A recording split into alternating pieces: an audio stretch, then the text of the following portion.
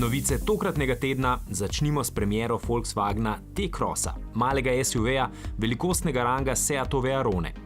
To pomeni golfovo prostornost na polovi osnovi, a za razliko od večjega T-Rocka tudi zgolj prednji pogon. Pričakujte ga spomladi. Hkrati je Volkswagen predstavil Tiguana za bolj trdožive, imenuje se kar off-road. Obut je v bolj grobe gume, odtal je še malo bolj dvignen, previsi so bolj terenski. Nova SUV-ja so na trg pospremili z napovedjo, da bo v njihovi ponudbi leta 2025 polovica SUV-jev. Že leta 2020 pa bodo njihovi prodajni saloni povsem digitalizirani. Večino dela bodo namreč opravili še preden bodo kupci sploh vstopili v salon. Torej, v Wolfsburgu razmišljajo enako kot pri Fordu, s katerim smo govorili v prejšnji oddaji.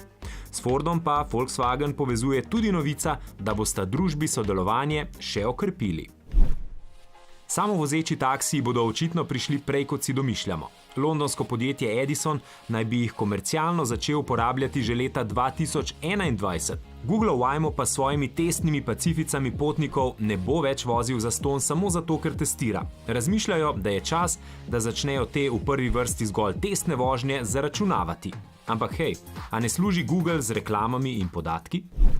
Mimogrede, Googlovi zemljevidi po novem kažejo pozicije javnih električnih polnilnic. No, težko si predstavljamo, da se bo na eni od njih ustavil lastnik 2 milijona vrednega McLarena Speedtail, električnega superšportnika, ki govori, da se je vdal še en bencinski velikan. Pred njim je full electric dobo napovedal recimo tudi že Jaguar, ki vlaga 1,5 milijarde v novo tovarno na Slovaškem. Ta velja za eno prvih konkretnih posledic Brexita. Svoj kos električne pogače pa želi tudi izdelovalec sesalcev Dyson. Svoj sedež mobilnostnih aktivnosti je odprl v Singapurju. Nemški uradi pa so Nissanu podelili prvo licenco za uporabo lifov v sistemih pametne povezave avta z električnim omrežjem. Pa še ena električna novica, tokrat iz Indije. Tam se dogaja prava električna revolucija, a tokrat so v igri električne rikše. Posel je velik že $1,5 milijarde. Hitrejši pa bo Wi-Fi v kabini Bentleyjev. Ta bo namreč svojim potnikom zagotavljal hitrost tako, da bo agregiral povezavo do spleta prek 3 podatkovnih SIM-kartic.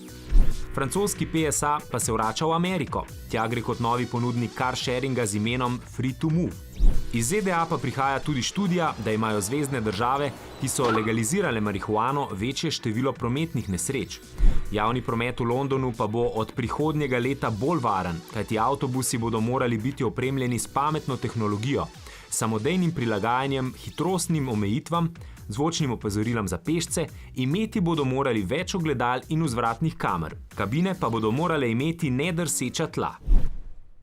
Prihodnjo pomlad se bo na avtomobilsko prizorišče vrnilo ime Hispano Suiza kot električni superšportnik. Doslej zelo obetavni kitajski startup Faraday Future pa očitno svojo zgodbo zaključuje. Zmanjkalo je denarja, CEO pa jo je pred svojimi zaposlenimi pobrisal kar z e-mailom. Podobno netakten Elon Musk pa se je očitno šele uči, da imajo tweeti lahko tudi usodne posledice. Potem, ko ga je doletela 20-milijonska kazen za poletni tweet, da je našel investitorje, ki bodo podjetje rešili, se zdaj prek tweeta šali, da s Teslo nima več nič. Toda izcimi se lahko še kaj neprijetnega. FBI namreč preučuje, ali je šlo pri napovedih proizvodnje modela 3 za malomarnost ali pa nemara celo za poslovno sleparijo.